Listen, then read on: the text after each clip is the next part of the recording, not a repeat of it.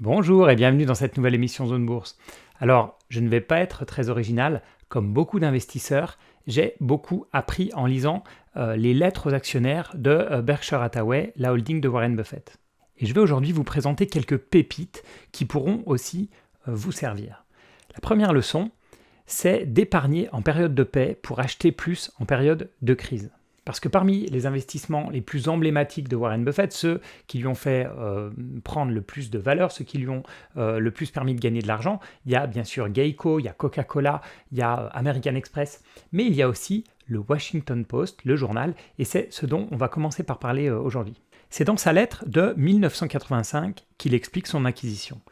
Buffett a acheté sa position dans le Washington Post 12 ans plus tôt, en 1973, une période très compliquée en bourse.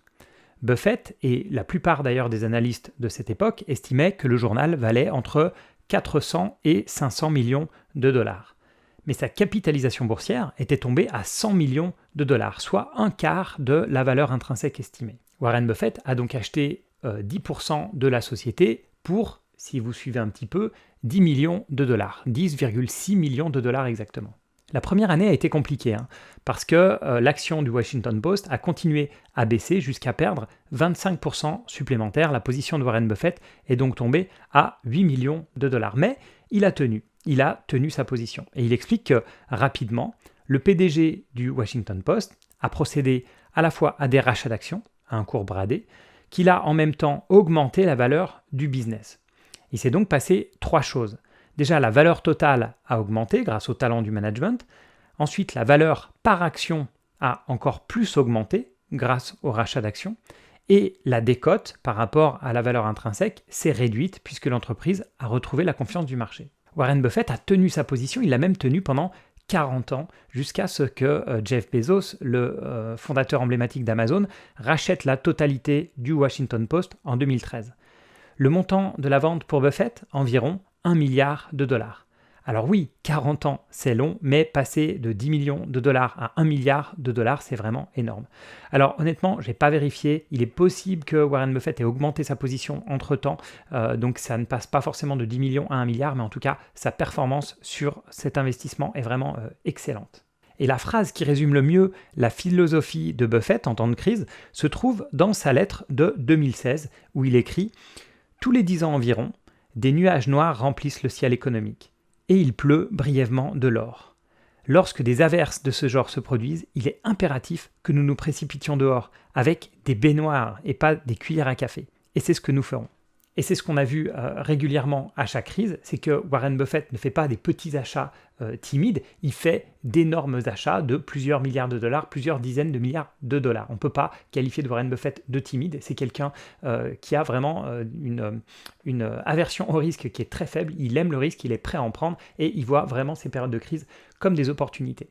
Mais attention à tous les investisseurs particuliers qui sont souvent tentés de faire la même chose et qui sont tentés d'investir dans une entreprise uniquement parce qu'elle n'est pas chère. Parce qu'il y en a beaucoup qui se retrouvent coincés dans des entreprises comme Atos, qui est un peu l'entreprise baissière emblématique en France en ce moment, des sociétés donc qui paraissent pas chères parce qu'elles ont bien baissé, mais qui finalement rebaissent et rebaissent et rebaissent et rebaissent encore parce que ce sont des entreprises qui cumulent beaucoup de problèmes. Et Warren Buffett donne un exemple dans sa lettre de 1979.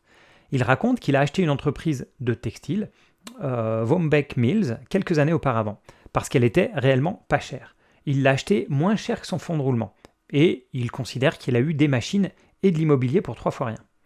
Mais c'était une erreur, parce qu'à chaque fois qu'ils arrivaient à résoudre un problème, de nouveaux problèmes surgissaient.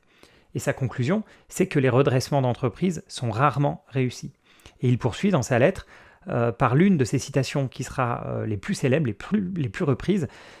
L'énergie et le talent sont bien mieux employés dans une bonne entreprise achetée à un juste prix que dans une mauvaise entreprise achetée à un prix cadeau. Ça a beau dater de 1979, c'est toujours un excellent conseil. Mais l'histoire sur cette entreprise de textile n'est pas finie, car il garde cette entreprise. Et en 1985, soit 6 ans plus tard, il écrit toujours, en parlant de Vombek Mills, alors je le cite, « Au final, rien n'a fonctionné et j'aurais dû arrêter plus tôt. » Je continue de le citer.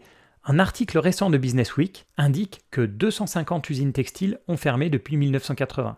Leurs propriétaires n'avaient pas plus d'informations que moi, ils les ont juste traités de manière plus objective. J'ai ignoré le conseil de Comte, le cerveau doit être le serviteur du cœur mais pas son esclave, et j'ai cru ce que je préférais croire. Et c'est là le problème des actifs décotés, des sociétés en perte de vitesse.